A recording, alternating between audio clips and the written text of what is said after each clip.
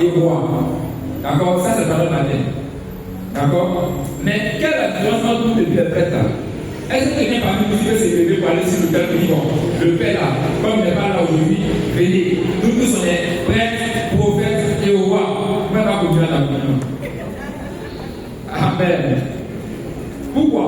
Parce que nous sommes prêtres par notre baptême, c'est vrai. Mais eux, ils sont prêtres de ministère. Nous, pour nous, là, on parle de sacerdoce commun à tous les baptisés. Si je n'ai pas oublié, je me rappelle, je te dis en quoi consiste notre ministère sacerdotal, notre baptisé. Et puis pour eux, là, on appelle ça le sacerdoce ministériel. Parce que c'est un ministère. De la même manière, nous tous, nous sommes prophètes par notre baptême, mais il y en a qui sont prophètes de ministère. Est-ce que vous voyez un peu? Voilà. Comme nous sommes rois, mais nous sommes rois de façon beaucoup plus spécifique. Faites voir.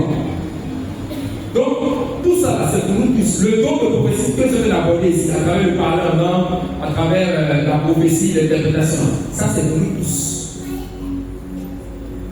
Sauf si tu n'as pas le Saint-Esprit. Qui a le Saint-Esprit en lui? Qui n'a pas le Saint-Esprit en lui?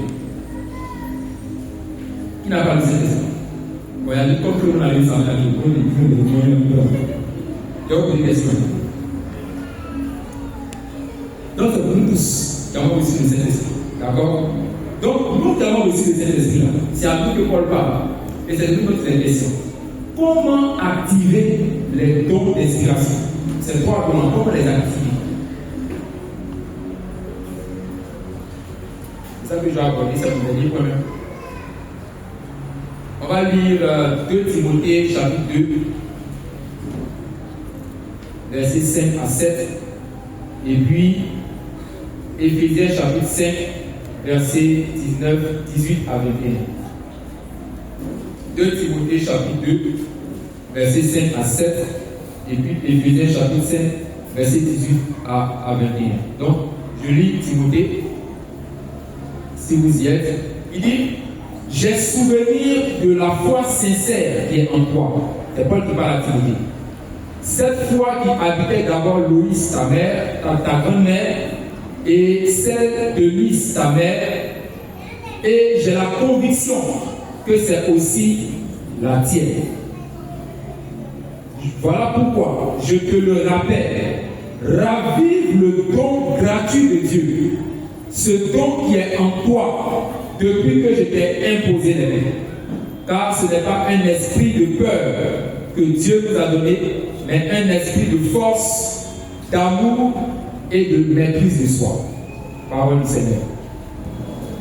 D'accord? Il dit: ravive le don gratuit de Dieu que tu as reçu depuis que je t'ai imposé les mains. Donc, tu peux avoir le Saint-Esprit, mais il faut raviver sa présence en lui, en toi plutôt, pour que ces dons soient manifestés. Et je vais te dire comment tu peux raviver tes dons. Éphésiens chapitre 5, verset 19, verset 18 à 21. Ne vous enivrez pas de vin, car il porte à l'inconduite. Mais soyez plutôt remplis de l'Esprit Saint. Dites entre vous des psaumes, des hymnes, des chants inspirés. Chantez le Seigneur et célébrez-le de tout votre cœur. À tout moment et pour toutes choses, au nom du Seigneur Jésus-Christ, rendez grâce à Dieu le Père. Parole du Seigneur. Alors, dans ces deux points-là, Paul nous parle de l'importance de raviver les dons et puis nous montre comment. Je vous ai dit, non seulement ce que j'ai dit là, c'est valable pour tous les dons spirituels. C'est valable pour tous les dons spirituels.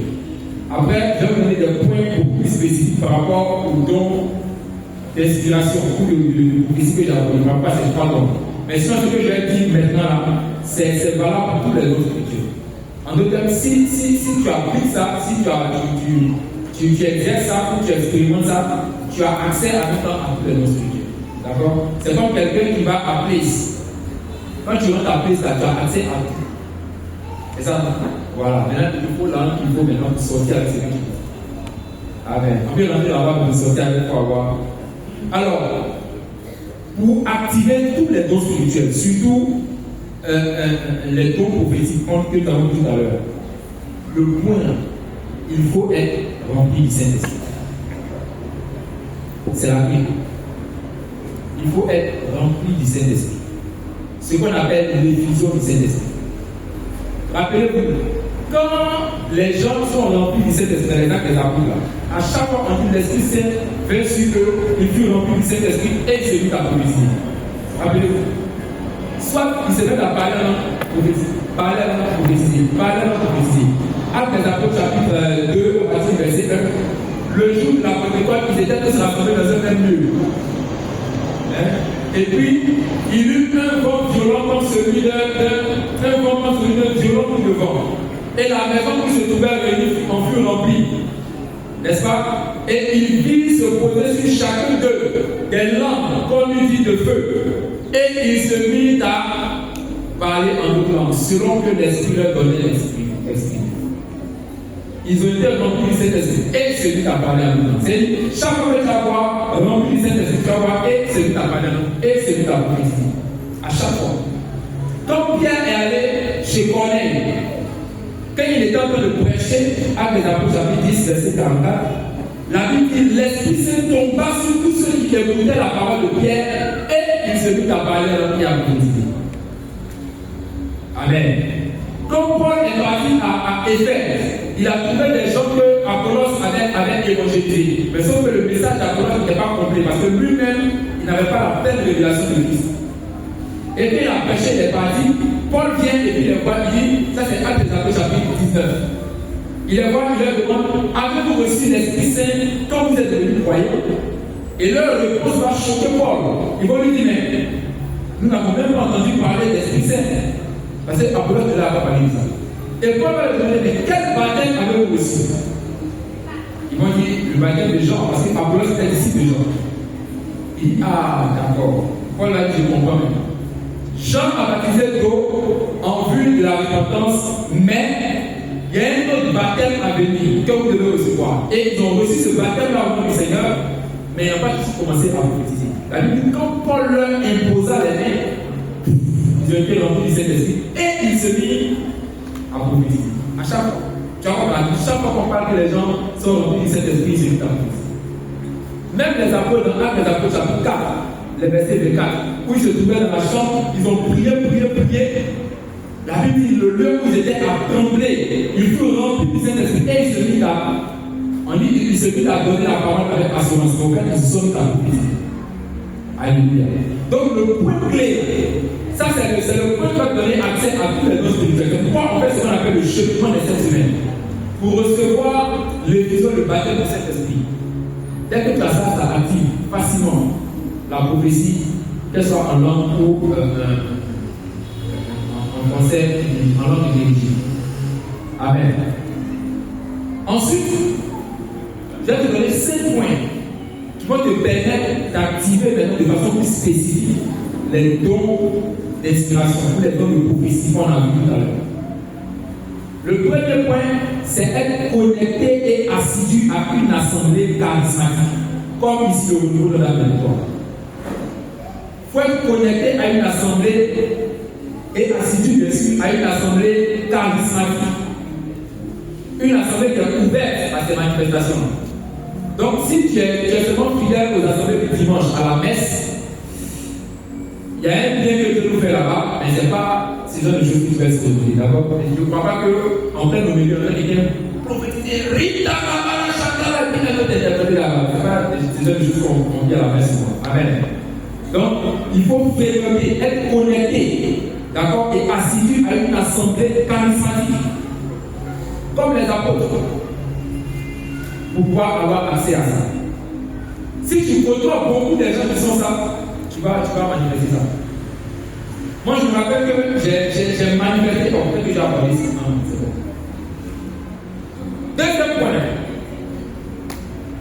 Deuxième point, après le fait d'être connecté et assidu à une assemblée charismatique, il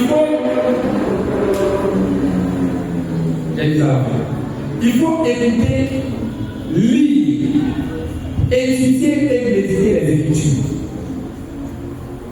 Écouter, lire, étudier et méditer les Écritures. Amen. Écoutez comme tu écoutes maintenant, d'accord? Lis, ça c'est ta responsabilité maintenant de pouvoir lire. Étudier, ça c'est ton désir d'aller plus loin. Comme les délégués, ils examinaient de façon scrupuleuse les Écritures. Amen. On se connaît, non? Amen. Alléluia.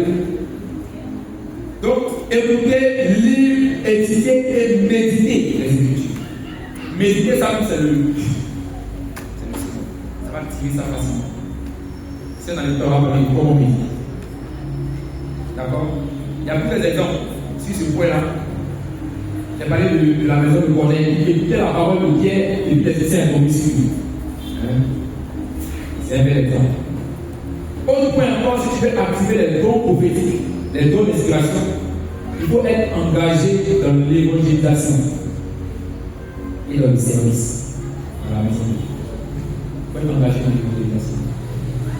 Si tu prends l'habitude de parler de Jésus, du salut aux gens, dans l'optique de les amener au salut, tu vas activer facilement le don de Christ. Même les paroles de connaissance, ça va t'activer facilement. C'est pour ça que j'ai un baba, j'ai déjà dit ça ici plusieurs fois. Dieu m'a donné une parole de connaissance sur un jeune qui avait un Saint-Éphie et qui voulait faire un avortement. Il a pris le bac dans le lycée, il va venir partir. Et il me dit, dis-lui de ne pas faire cet avortement parce que j'ai un projet de cet enfant. Et il rappelle pas le bac. Et que moi je ne le connais pas. Comment je vais aborder une personne qui est dans les souffrances de la princesse des souffrances. Depuis Carrefour, lui m'a donné la révélation. C'est à l'époque où il échangeait de l'univers, il ne va pas passer devant Cap Nord. C'est arrivé au Carrefour du Cap Nord et j'ai vu parler au jeune. Tellement j'ai réussi à faire cette esprit. Au début, il a dit, toi, esprit qui veut m'humilier. Toi, c'est pas un esprit de moi. Il faut parler au jeune. J'espère que c'est là. Alléluia. Et gloire à Dieu, ce jeune a reçu le message. Et puis il a changé ses projets d'avortement avec la vie d'un humain. Alléluia. Donc, être engagé dans l'évangélisation, ça va donner accès à ces dons de Christ. Voici ce que le Seigneur dit en Marc chapitre 7, verset 15. Voici les signes qui accompagneront ceux qui deviendront croyants. Qui accompagneront, c'est-à-dire qui vont quelque part. Qui accompagneront ceux qui deviendront croyants. En moment, ils vont expulser les démons. Ils vont parler en des langues nouvelles. Parler en des langues nouvelles. Alléluia. Donc, si tu t'engages dans l'évangélisation, si tu prends à cœur d'évangéliser, de répondre le message du salut autour de toi, c'est dons-là vont t'accompagner. Ça va t'accompagner. Amen.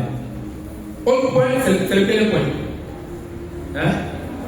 Troisième point. Oui. Allez, c'est le quatrième. J'ai dit quoi d'abord? Être connecté à une assemblée charismatique. Deuxième point.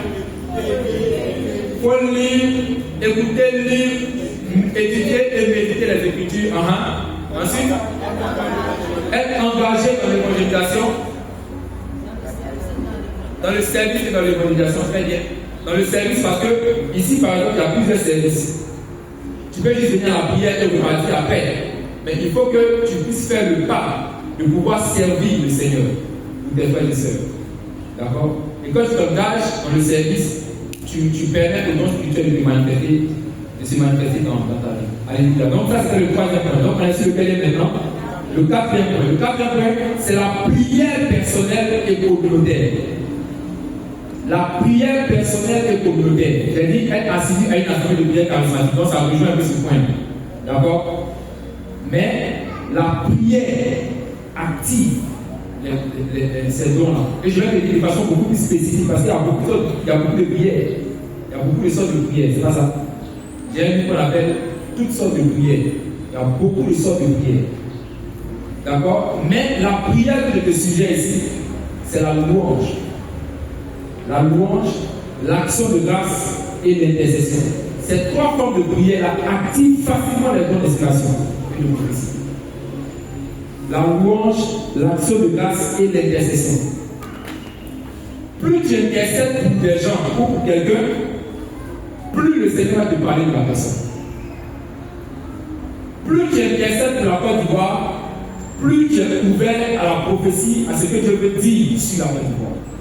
Donc plus tu intercèdes pour quelqu'un, pour une situation, plus tu es enclin à recevoir des prophéties qui concernent cette situation, cette personne ou ce domaine particulier. Est-ce que vous voyez?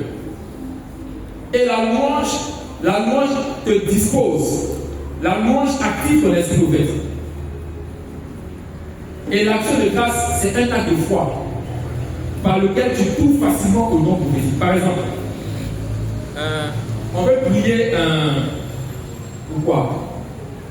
Pour ton mariage. Dis Amen. D'accord?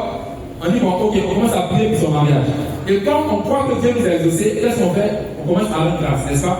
On rend grâce. Plus tu vas rendre grâce, mais en vrai, de façon vraie et profonde, plus des prophéties vont monter dans ton cœur. Oh Seigneur, merci pour mon mariage, merci pour mon mariage. Merci pour la réception. Tu vois, quand tu commences à dire merci pour la réception, déjà, on n'est pas à la réception, tu es bien de rentrer dans le prophétie comme ça. Donc l'action de grâce te permet facilement de rentrer dans la prophétie. Facilement. Il faut aimer cette prière. C'est pourquoi la louange, l'action de grâce et l'intercession doivent faire partie de ta prière même. Moi, si je dois juger ma vie de prière, je dirais que ces trois formes de prière occupent 70 à 75% de ma vie de prière personnelle. 70 à 75%. La louange, l'action de grâce et l'intercession. Les trois. Souvent, quand je rencontre des gens qui disent ah, je n'arrive pas à prier, la plupart du temps, ces trois points ne font pas trop partie de leur vie de prière. Parce que si tu cultives ces trois points, tu auras toujours matière à prier. Toujours matière à prier. Ta vie de prière ne sera jamais stérile. Mais si toi ta prière c'est Seigneur, mon père c'est comment? Seigneur, accorde la victoire. Seigneur, je tâche, je prie, je prends. Seigneur, c'est normal qu'à un moment tu dis vas-y. Toi je te pose la question, mais comment les gens vont prier 3 heures de temps? Moi même 15 minutes, il a fini de dire ce qu'il voulait à Dieu. Parce que quand tu dis là, c'est toujours dans moi. Non, c'est pas long. Amen. Tiens, comment dire, change ta manière de prier. Alléluia. Ça, c'est quel point? Ok. Et le cinquième point, pourquoi je l'ai mis à la fin? Parce que depuis le début de mon enseignement, ils sont de limiter moi-même pour ne pas que mes propos portent à confusion. Parce que le cinquième point que je te suggère pour activer les dons prophétiques ou les dons de prophétie, c'est le fait de parler en langue. Parler en langue en privé. 1 Corinthiens chapitre 14, verset 18. On va lire ça. Si tu as vu ça, pour le 1 Corinthiens chapitre 14, verset 18. C'est Paul qui est en train de parler. C'est pour ça que je n'ai pas voulu que tu lises la suite du verset 3. 1 Corinthiens chapitre 14, verset 18. Grâce à Dieu, je parle en langue plus que vous tous. Amen. Paul dit, grâce à Dieu, je parle en langue plus que vous tous. La suite. Mais dans une assemblée, je préfère dire 5 paroles intelligibles pour instruire aussi les autres, plutôt que 10 000 en langue. Amen. Qu'est-ce que Paul est en train de dire ici? Paul dit, il dit d'abord quelque chose d'audacieux. Il dit, vous tous les Corinthiens, moi je parle en langue plus que vous tous. En d'autres termes, je passe beaucoup plus de temps à parler en langue que vous tous. Mais il dit que je suis en assemblée avec vous, je préfère dire quelques paroles que vous puissiez comprendre. Parce que si je suis au milieu de vous que je parle seulement en langue, bon, vous ne comprendrez pas ce que je suis en train de dire. Donc quand je suis en assemblée, je dis quelques paroles pour votre édification. Mais sinon, moi-même, je ne fais que parler en langue seule. Mais on comprend en même temps pourquoi est-ce que Paul arrive facilement à édifier l'assemblée. Parce que en lui-même là, quand il est seul, il parle beaucoup plus en langue. Pourquoi? Tu vas lire maintenant 1 Corinthiens chapitre 14, verset 3. Là, tu vas lire la suite.